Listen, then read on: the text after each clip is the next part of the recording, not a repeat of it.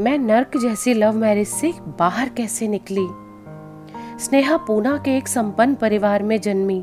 Graduation में प्यार हुआ तो घर वालों ने भी मंजूरी दे दी। फिर दोनों की मर्जी से उसकी शादी हो गई, लेकिन इस फैसले ने उसकी जिंदगी तबाह करके रख दी। पहले दिन से ही वो ससुराल में घरेलू हिंसा का शिकार होने लगी। पति और ससुराल वाले उसे पीटकर अधमरा कर देते थे। बच्चे हुए तो उसकी जिम्मेदारी उठाने से भी मना कर दिया। बच्चों की अच्छी परवरिश के लिए उसने नौकरी शुरू कर दी और साथ में कपड़े और प्लास्टिक के बर्तन तक बेचे। स्नेहा महज 18 या 19 साल की थी जब उसकी एक क्लोज फ्रेंड ने कहा कि उसका एक कजन उसे बहुत पसंद करता है। स्नेहा की दोस्त ने अपने कजन और स्नेहा को मिलवाया। बातें हुई और स्नेहा उसके प्यार में पड़ गई। स्नेहा ने शादी के लिए अपने घर वालों से बात की। परिवार की लाडली होने की वजह से सब लोग इस शादी के लिए राजी तो हो गए, लेकिन उसके इस फैसले से वो लोग खुश नहीं थे। और खुश नहीं होने के बावजूद भी स्नेहा के परिवार वालों ने स्नेहा और उसकी शादी करवा दी। स्नेहा को नहीं पता था कि उसकी लव मैरिज उसकी जिंदगी की सबसे बड़ी गलती साबित होगी।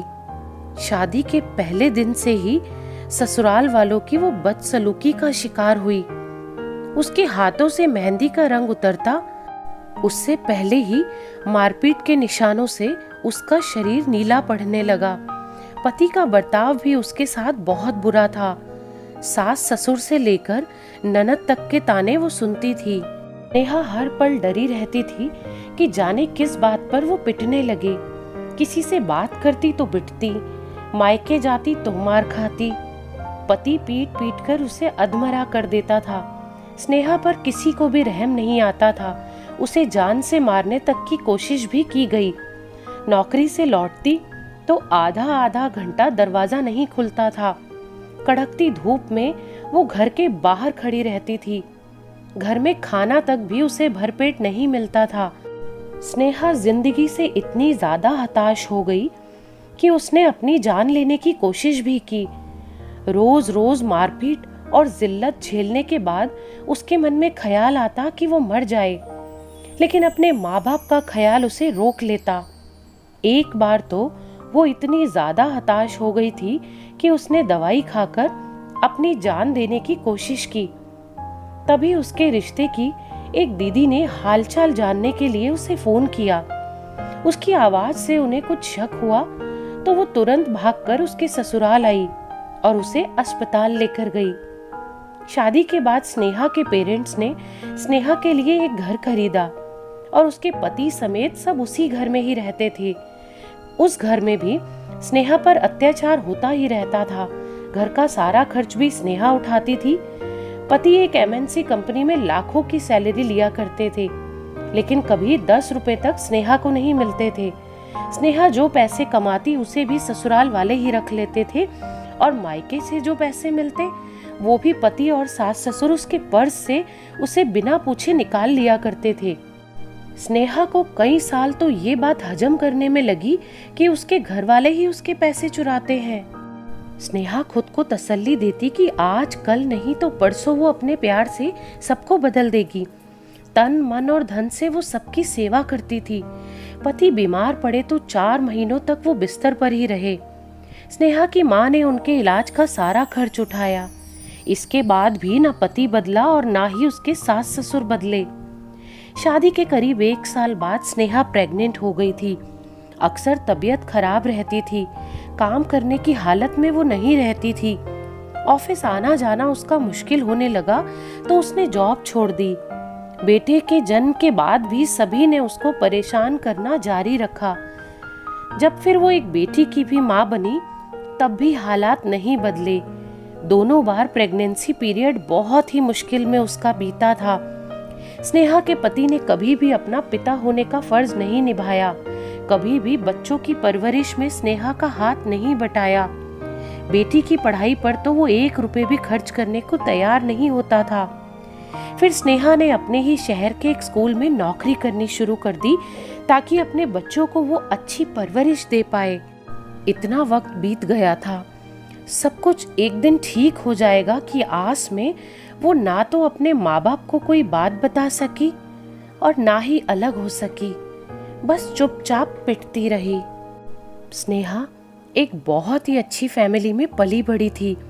उसके पापा का एक बहुत बड़ा बिजनेस था। बड़े भाई के कई साल बाद स्नेहा का जन्म हुआ था, इसीलिए बहुत लाड प्यार से उसे पाला गया था। ससुराल में इतनी परेशानियां झेलने के बाद भी स्नेहा अपने मम्मी पापा को कुछ नहीं बताती थी। मायके लौट जाने की बात तो वो सोच भी नहीं सकती थी।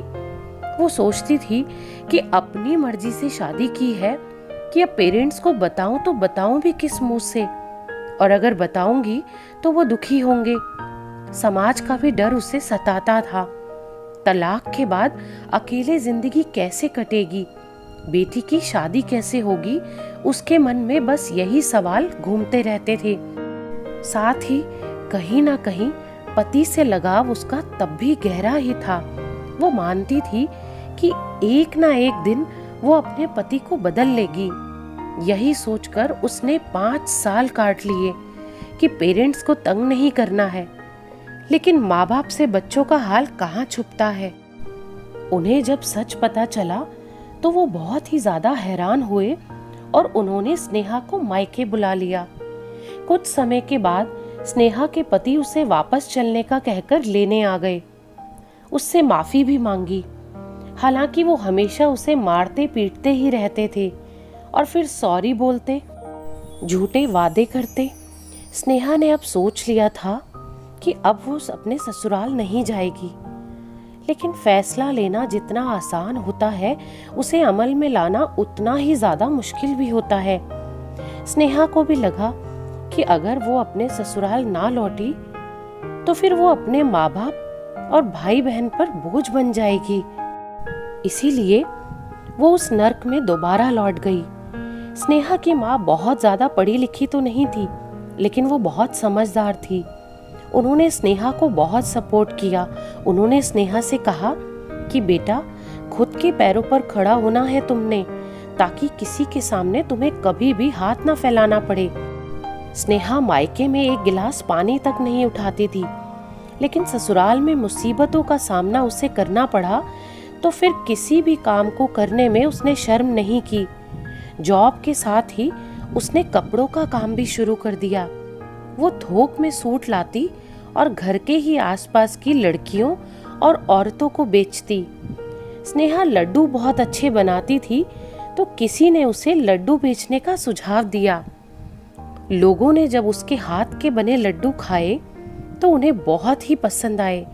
आसपास के लोग तो खरीदने लगे। साथ ही साथ दुबई, अमेरिका और लंदन तक भी उसके बनाए लड्डुओं की डिमांड होने लगी। मायके में तिनका ना उठाने वाली लड़की अब 24 घंटे काम करने लगी। स्नेहा के एक कजन ज्वेलरी की इंडस्ट्री से जुड़े हुए थे। उन्होंने स्नेहा को ज्वेलरी का काम करने के लिए भी कहा, उसे ट्रेनिंग दी, असली नकली में फर्क करना सिखाया। स्नेहा ने फिर धीरे धीरे ज्वेलरी का काम भी शुरू कर दिया। उसकी पड़ोसन उसकी सबसे पहली कस्टमर बनी और उन्होंने स्नेहा का उत्साह बढ़ाते हुए कहा कि बेटा, तुम काम शुरू करो, मैं तुमसे जरूर खरीद लूंगी। शुरुआत धीमी जरूर थी, लेकिन बिजनेस जम गया। दिल्ली समेत विदेश तक अब उसकी ज्वेलरी के क्लाइंट्स थे। लंदन, अमेरिका और मलेशिया जैसे देशों में रहने वाले एनआरआई जब इंडिया आते तो बड़े बड़े ब्रांड छोड़कर स्नेहा के बनाए गहने खरीदते थे। स्नेहा पर उन्हें बहुत भरोसा था और ये भरोसा उसने बहुत ही मेहनत से कमाया था। धीरे धीरे स्नेहा ने अपने आप को काम में इतना डुबो लिया कि कुछ कड़वा सोचने का वक्त ही नहीं बचा। स्नेहा ने घर के ऊपर एक और मंजिल बनवा दी। पति और सास ससुर ऊपर रहते थे और स्नेहा बच्चों के साथ नीचे। स्नेहा ने सोचा कि शायद इससे उसे थोड़ा सुकून मिल जाए और मैं तलाक के चक्कर से बच जाऊं। स्नेहा के पति अब बहुत शराब पीने लगे थे। वो नहीं चाहती थी कि उसकी बेटी की जिंदगी पर इसका कोई बुरा असर पड़े। बेटी की शादी की भी बात चल रही थी। कोई घर आता तो स्नेहा के पति शराब के नशे में मिलते। स्नेहा की जिंदगी तो रोते हुए कटी थी, लेकिन वो अपने बच्चों की जिंदगी खराब नहीं होने देना चाहती थी।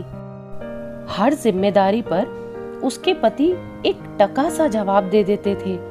उन्हें लगता था कि स्नेहा कमजोर दिल की है, उसके प्यार में अंधी है, उसे कभी तलाक नहीं देगी। लेकिन 2 साल पहले आखिर स्नेहा ने अपने पति से तलाक ले लिया। तलाक के वक्त भी उसके पति ने उसके बच्चों को कुछ नहीं दिया।